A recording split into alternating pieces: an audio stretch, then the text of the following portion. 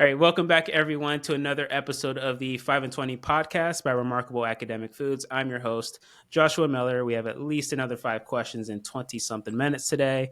And today we're tackling an important topic for students navigating the college life with celiac disease. For many, heading into college is a time of excitement and new experiences. Still, unfortunately, for those with celiac, it can bring unique challenges, especially when it comes to dining safely and maintaining a gluten-free lifestyle. So today I'm having a conversation with Nicole, the creator of the Celiac College Guide, an incredible resource designed to help students and their families manage gluten-free living on campus. Nicole's work empowers students to advocate for their dietary needs and confidently navigate the dining options. So hopefully they can thoroughly enjoy their college experience without compromising their health.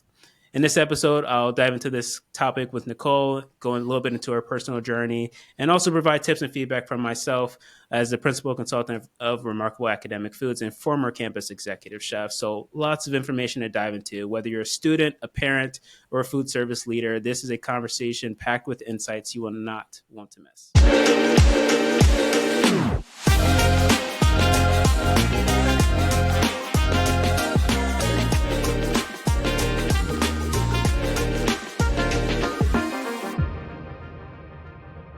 All right, Nicole, thank you for taking the time to join in on this episode and this conversation to talk about a very important and what I think is a passionate topic, not only should be for me, but for everyone in food service. But before we get into details and get to know more about you, I want to ask you one icebreaker question. And this Okay. is just something just to kind of break the ice and get to know a little bit about you. It's very topic appropriate, which is what is your favorite gluten-free alternative ingredient? My favorite gluten-free alternative ingredient. I might cheat a little bit here Okay. because in general, I've ended up, I never baked a thing in my life until my daughters got diagnosed. And so I had to learn the hard way.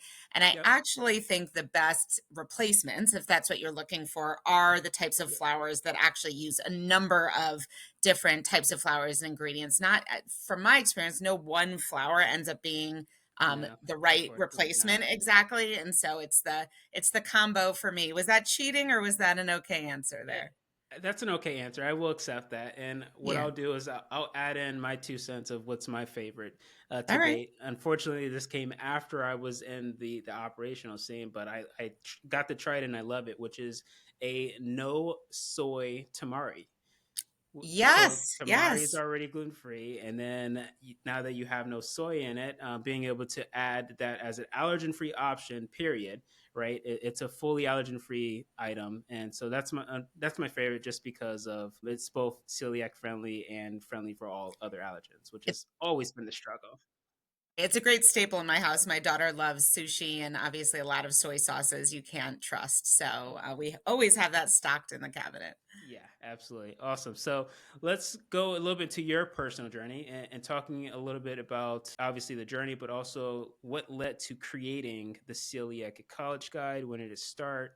Give us a little bit of feedback here. Well, I first and foremost, I'm a mother to two daughters with celiac disease. I'm also a career educator. So I think both of those experiences definitely underpin how I got here. So a couple years back, I read a study by the National Celiac Association and definitely kept me up a number of nights. I read that over half of students with celiac disease routinely skip meals in college, right? And so Mm, picture young kids navigating being away from home for the first time and not feeling like they can safely eat somewhere. And so for kids with celiac disease, it's not a matter of like preference or some sort of fad diet. It's a matter of food insecurity for them. I saw that a quarter of them report being glutened regularly. It's a few years back study, wow. but still something disturbing. And then seeing the impact that they were reporting on both their social lives and academics. And my older daughter is now in high school. So she's only a sophomore, but it's not so far away that we're going to be beginning our college search. And I realized that this was going to have to be a really important criteria, just like other criteria you might look at: Yeah. size, location, academics, and the ability for her to eat safely would have to be a factor. And then I also Absolutely. noticed, yeah, at the same time that there wasn't one good place to get this information. So there are Facebook groups where people are desperately scrambling to get reviews, to get information. And I just figured there had to be a better way. And so I slept on it for a while. And then after about a year of hard work and a labor of love, the Celiac College Guide was born. Awesome. Is definitely amazing, and that's sad to hear that statistic, even though it is obviously a little bit dated. But it's I still believe that it's not too much better today. Unfortunately, there's a lot of work still to be done in the food service industry as a whole in terms of educating and training and having the systems in place to do these things safely, provide food, including those with celiac. So, what is the mission of the Celiac College Guide? How does it support students with their celiac disease? So we're really trying to do two things. So the first is just to ease the college search process and make sure that it's a less stressful. We know it's stressful to begin with, right? So we're Yeah, it getting that is. information at their fingertips, but then also to impact change, right? And so our theory of action, and again, I think this comes from the educator in me, is let's continue to lift up best practice. Let's share those schools that are doing the right thing, that are getting that training, like, I know you know so well, using technologies to support that journey, et cetera, and providing accommodations. And so the hope is by continuing to shine a bright light on schools that are doing this well or best practices, that it will eventually impact change. And so those statistics that we hear about will change. And I agree with you anecdotally. People have shared, when I was at a gluten-free expo recently, and the amount of people that stopped by and said, man, I wish I had this thing, or it was so Mm. difficult for me. It was really both gutting and motivating at the same time. Yeah, yeah. So I always say, and I actually stole this from someone else. I didn't create it, the saying, but what's very, very important and what keeps students and what gets students to colleges is what they eat and where they sleep. Right, those are two big factors when it comes to their decision making. So it's super important, especially for those with celiac. And so getting in a little bit into the research side of it, which is unique. I love this platform and I love Thank the you. way it's laid out. So I do want to talk about the research that goes behind curating content for the guide that you have for people that are going through your website. Sure, that's a great question, and thank you. And I'm sure my website designer Debbie would also appreciate that shout out. So the approach has been in a couple different ways. So first of all, it is sourcing publicly available information, and so each school, most schools have a website where they highlight their dining, and so that was round one with finding some contacts for each of the schools. And we have that information in at this point for about 600 schools. So, who can I contact? Where can I find this information? Sometimes even just putting in people's fingertips, here's the link to find this information to something that's going to be helpful for prospective students. And do they have certain what we call provisions like labeled allergens, a dietitian on staff, gluten-free stations, etc. The second stage of this was reaching out to colleges and universities to say, hey, can you actually really bring this information to life? And so far we've had 40 colleges and universities that have taken the time to add that sort of information to really go into a level of detail. If I'm a student, what kind of access to variety do I have? How do you approach training of your staff? How often does that happen? What access to accommodations do I have, and how do I go about that process? And so, we're continuing to look for schools to grab a hold of their listings, and so they can really add that personalized information that I think ultimately students want. The last piece of that is, of course, reviews from current students and their families, because ultimately that's what I hear a lot. Okay, I want to hear, like, what's it really, really like Yeah. for a student out there. And so we're still seeking more and more reviews from students or parents about their college experience, because ultimately I think there's a ton of value for that for prospective students. Yeah, I love that. So I love the fact that it's electronic and it's a living, breathing source instead of just being stagnant. So when the place that I was at, and when we really started expanding our options, it was printed material, a little bit of social media, which obviously social media gets lost and old very quickly. So it's like, all right, now we have to constantly recreate these printed materials and a full blown website. Everyone doesn't have access to the website to make updates there, so it's very hard to make those updates. This is like an easy to use platform where someone in the Thanks. on the administration side of the food service segment, the food service department on campus can easily have a place where they can keep information live and updated. That's what I love about it, because going through that pain of redesigning and reprinting and redistributing, it's all the time. It was One thing that's been really important to me is to both keep it free for colleges and universities, right? I didn't want that to be a barrier for them to get through, and then also for students and their families, because I really want to make sure, and again, I'm be the educator in me, make sure that it's accessible to everyone. And then on the user end, similarly to what you were describing, really wanted it to function like a real directory, right? So yeah. depending on where you are in your college search, if I'm a kid just starting out, I might say, all right, I'm looking for a large public university in the Northeast. Let me see what schools there have, and you can filter it that way. Or I know I want a private school in New York and I'm only willing to go somewhere that has a gluten-free dining hall or gluten-free stations. And so you can filter it that way. If you're at a different point in your journey and you're saying, hey, I'll use my alma mater, Boston College. I want to know what Boston College, has to offer. You can type that school in and get the information that way. So there's a couple different ways that you can access the directory, trying to mirror, the real life needs of kiddos out there in various stages of the process. All right, cool. All right, so let's take a quick dive through the actual website. I think this is great for people to actually see it and take advantage of the fact that this is a video podcast as well. So let's have you walk through it and just kind of show us the ropes a little bit. Sure, absolutely. First, let me show this little donate button on the side there. Probably the easiest place to start is this drop down menu for college and universities. And this is a place where you can go to search for a college, look at recent reviews, and then I'll show you soon college verified profiles. It's also the place where if college kiddos or their parents are seeing this, please go click on review a college. It takes literally like 2 minutes to do the review. So that would be wonderful. All right, so we wanted this to function like a real search engine. There's a couple different ways you can use this. You can search for a college, which I'll show you. This is a great place where you can go to review a college. Hint, hint, it only takes about 2 minutes to go in if we have kiddos or parents either in college or recently graduated that are hearing this. You can also review recent reviews, and then I'll talk about these college verified profiles in a second. But let's go to search for a college. All right, and so you see it brings up our whole directory. And let's say that I want to go to a school that I'm only willing to go to a place that has gluten-free stations. I want to know I can eat safely, and I want to go to a large university.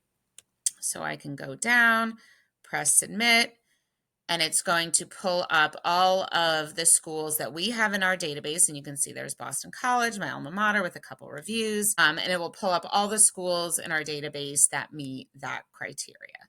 Let's take a look at some of those reviews. Boston College, I know, has some very positive reviews. So you could go in and click on the reviews. And just to show you, they do an overall rating, but then we also have these other categories: safety, variety, taste, accessibility, and accommodations, because we know that's also very important. And then a little bit of a voiceover there from the students. Okay. But Okay. let's say you're at a different part of your journey and you know what school that you want to look for. You might go ahead and say, let's go with Syracuse, search. We have a few schools in Syracuse pop up, and I can go into Syracuse directly, right, without doing the filters, and get the information here.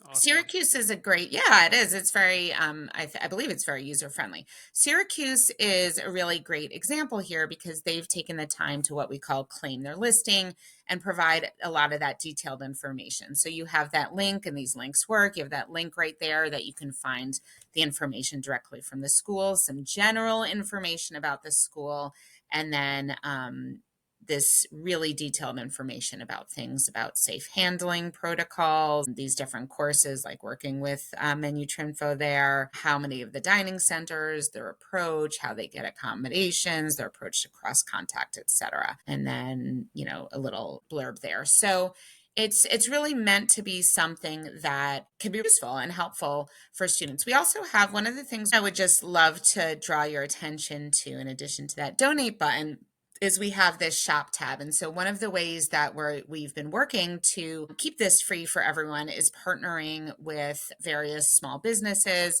to work together, and the goal is to uplift those small businesses, have something actually nice for our community, like various care packages and so on and so forth. And then it helps us fundraise. So a percentage goes to us. And so we have everything from, gluten-free labeled things for those shared dorm spaces, to little treats that, you could send your gluten-free college kiddo or yourself. And so it's also something you can check out. We have a Facebook group as well, Celiac College Guide Cares, where we post all sorts of deals and fun things like that. And the idea is, again, to have it be something that our community actually would enjoy, and also, benefiting us and the business as well. Love that. Awesome.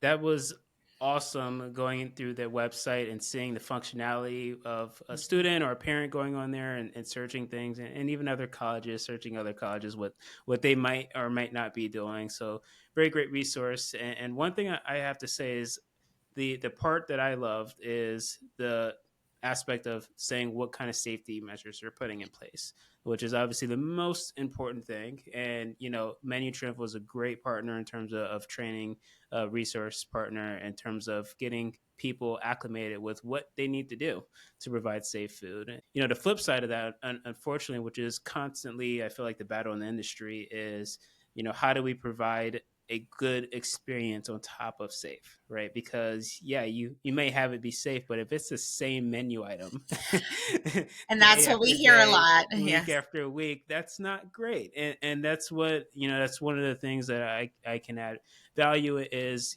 being able to really look at not only the menus, but it really starts at the ingredients. And that's the challenge in the industry. I feel like first and foremost is understanding the options that are out there ingredient wise, that are alternatives, that are safe for gluten free and those with celiac disease. So I think that is unfortunately an uphill battle, but I think that is a great resource in being able to highlight who's doing it well. And again, people go on there, add your feedback, what you're experiencing, get your students on there. It's free marketing for you, right? To be able to have your school listed on there and have 10 students, 20 students go on there and say, we're doing a great job. Take them to that site and give them some freebies, right? Yeah, and then we shout it out on our socials, right? So when I get something like cool in a new listing, sometimes I'll take screenshots, put it out there. When I get 5-star reviews, I share. We try and keep all that really positive. Again, the Yeah. goal is to uplift and spread that best practice. And it's great to talk to you, because it's not always that you meet people that are in this work trying to, in parallel, improve conditions, whether it's for students that are gluten free or other food allergies. And so I know that's a lot of where you're spending your time and energy as well. Am I right? Yeah, absolutely. And the operations. And so again, I'm not really on the going through the operation and trying to recreate the wheel on the training side. Many Trinfo does a great job with that, and I obviously want to see them continue to do that. Where I come in is more so the culinary side of it, in terms of saying, okay, these are some things that we can do to make some tweaks to your menus, make some tweaks to your recipes, and it doesn't have to be recreating the wheel with that either, right? We can go through and look at existing recipes. If we find the right ingredients that you can procure, just substitutes. A lot of times it's one for one substitutes that we can find that can really uplift the variety and the quality of those foods that you're offering. Yeah, I love that. And I think sometimes people also just not realizing that there are so many things out there that are naturally gluten free, right? You don't even have to, you can substitute, or, serve them rice, just don't contaminate it, serve them Yeah. potatoes. Like there's so many ways to do this that can meet kids' needs as well. I can't, I just can't wrap my head around how much rice students eat in college. The staple here in our house too as well. Because some of those, it's great that they have your guidance, because some of those substitutions can be hit or miss. And it really hit Yeah. home to me what you were saying also about the variety, because that is something that I worry about. It's wonderful that places have gluten-free stations, and often they tend to be allergen-free stations, right? And that makes Yeah. sense. It makes it easy for the college and university. They can keep it safe. And for a kid like my daughter, the vast majority of her protein comes from eggs, nuts, comes from things that from soy, from tofu, right? Comes from Yeah. things that might not be available in those stations. And so I think there's continued work to do to figure out That might be step one. How do we in step two, parse out some of those things so kids can have both nutritious but also delicious meals, right? Oh Things that yeah. they're going to want to have. For sure, and I've done the practice of finding that ingredient alternative to making a recipe that doesn't sacrifice quality for the mass Hmm. majority, and just serving it to everyone. It just happens to be that it's gluten Right. free, but it's on a station that anybody and everybody usually goes to. Um, and I want to go back to that rice statement I said earlier. I can't believe how much rice students eat in college. So I'm not sure if a lot of if schools are doing this. Something to consider is rice cookers, right? Because Mm. it helps maintain the quality, and it was in such high demand that a lot of places just said we should just have it all day, every day, and the best way to do that is in a rice cooker. Commercial. Like, oh, commercial. They have like humongous rice cookers. Is Oh that what yeah, happened? yeah, yeah, yeah. They Yeah, this is have a whole different world for me. So I'll learn. Yeah. yeah, they have commercial rice cookers, and you can have one going and another one cooking if you need it. But it helps maintain the quality because obviously, if you let rice just sit in a warmer for hours and hours, it's not going to be great quality, right? So Yeah. those are the best tool. Unfortunately, they do pull a lot of power, so you have to kind of plan it out and make sure you get the right power to wherever you're going to store it at. But it's a great option to have nonetheless. Well, and I think that's the sort of thing, right? In my belief, and part of why I'm doing this, is that schools want to do right by kids, right? I don't think Yeah. anybody is in, school dining services to harm kids or to not make it a good experience for them. Like sometimes it is just a matter of expanding, either learning or seeing what other places are doing or getting those sort of tricks from someone like you. And so I do truly believe that in my heart, and that, hopefully these kind of work you're doing, the kind of work we're doing is the sort of thing that really can make an impact. All right, so let's talk about accommodations, right? What options are out there for accommodating students with celiac disease on these college campuses? It really varies school to school, right? And that's part of why this was starting, hearing that kids were being held to meal plans where they weren't able to eat safely. But that sort of thing is evolving. And so, one of the things we do have on the website is that free accommodations guide. And it gives some guidance of the types of things students might be able to ask for. So, in some cases, the best thing a student is going to be able to do is try to get, for example, get housing where they have something like a kitchenette to be able to prepare their own foods. Students have successfully been able to get a car on campus, for example, so they could go out and access food. There are things like, being able to have certain things in your dorm room. Um, and sometimes has an academic impact. And so making sure that you have, documented that you're going to be excused for, being late to class if you're not feeling well and things like that. One of my Mhm. favorite ones that I didn't have in the original version and learned about along the way is there are some schools that allow students to request to live near the gluten-free dining hall or the place that best accommodates gluten-free Oh dining. wow, that's new for me too. Right? Think about it. So, college kids are college kids, right? If where you can eat safely is all the way across campus, Oh, don't get me your friends aren't going with started. you, right? And you might not go yourself. And so Yeah, part of it is this idea of like, we also don't want our kiddos to be isolated as yeah. much. And, so how do you, ask for it? Try it. Why not? It doesn't hurt to ask, right? Maybe you can get dining near there. And so you know, college buddies who like to just roll out of bed and go to eat might be more likely to come with you. That sort of thing is the type of thing we have in there. And we're, I learn things all the time, and that gets amended. But the idea is that hopefully it would be helpful to people. For sure. And some of these campuses are huge. And but at the same time, it doesn't take much for a student to feel discouraged from taking a walk. So it might not look too bad for us, but for students, they're like, I'm not walking that 50 yards. Absolutely Yep, not. yep, on a weekend, yeah, they're not trying to pull up to the place all the way. So, and going back to the impact and advocacy. So, one thing that I am a huge proponent on, and I've said this before and I'll say it again, which is having your team, right? You can do all the training in a row, you have all the great quality in a row. That doesn't mean you're going to get the buy in from every single person that is having a touch point with food. That Mm, needs to go to someone with whether it's celiac or any other allergy. One of the biggest impacts on me personally was having a conversation with someone that they had celiac and they were having issues with some of the foods that we were preparing and in their defense, we weren't doing great at the time, right? This is in the very beginning stages of me getting exposed to this. And I was like, "Oh, wow." I was like, I cannot believe we're so focused on the what the health department comes in and looks for and focuses on, that we've lost track of what about the people that have allergies or intolerances, right? What are we doing to help them? What are we doing to make sure the food is safe?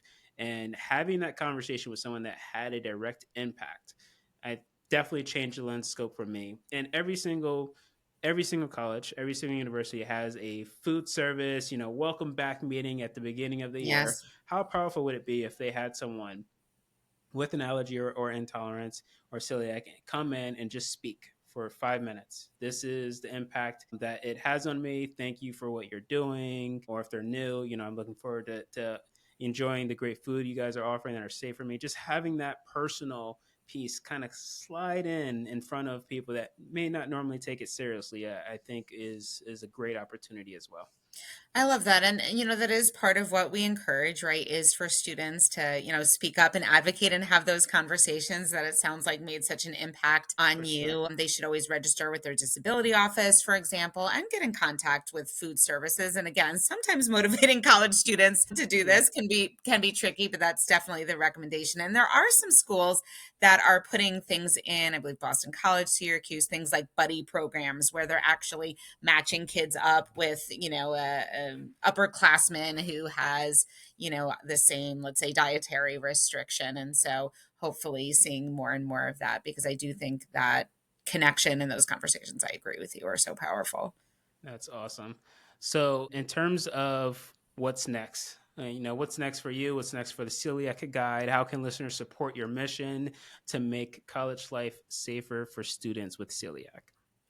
Thanks for asking. So, there's a few things. One is just helping to get the word out, right? And so, a lot of prospective students and families just don't know about us yet, and we haven't necessarily gotten through to every college. And so, whether it's helping to encourage a college and university you have a relationship with to take the time to enter the information, or whether it is sharing this information with either current students and families for reviews or prospective ones, that's always helpful. We are always looking for financial support. We are a nonprofit. We are looking to keep this free and accessible. And so donations are always certainly appreciated. And of course, you can do that through shopping, through all of our cool stuff that we have there. And we're always looking for suggestions and information. If you know a school that's doing something really well, shoot it my way and we'll throw some spotlights out there. And so, we're definitely all in this together.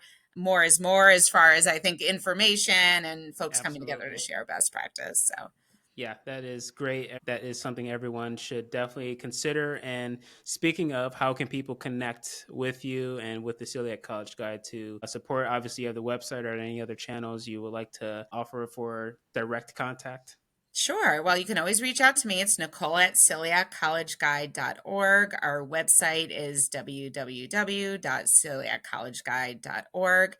And we are on Facebook. It is the Celiac College Guide. That's our page. And then Celiac College Guide Cares is our group. And we have an Instagram as well. You can find links to those on our website as well. Awesome.